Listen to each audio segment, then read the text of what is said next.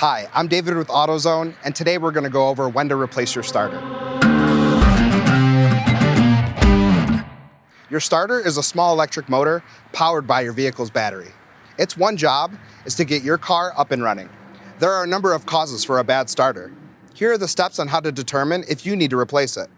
If the dashboard warning lights come on when you try to start your vehicle and the engine doesn't crank or spin over, this is a classic sign of a bad starter. If you hear that dreaded clicking sound when you try to start your vehicle, this is a clear sign of starter failure. Another symptom of starter failure is an engine that cranks over very slowly. If you try to turn on your vehicle and see smoke, this could be a sign of the starter causing the electrical system to overheat. Sometimes your oil system can spring a leak, soaking the starter, which will cause it to malfunction. If nothing is getting your car started, even a jump, it is likely a problem with your starter. In this case, you will need to call a tow truck and get your vehicle to a mechanic. Ask about our shop referral program if you need help finding one. Here's how AutoZone's free starter testing works.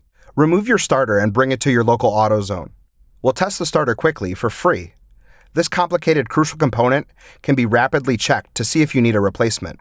If your starter fails the test, AutoZone has a wide range of starters for your engine.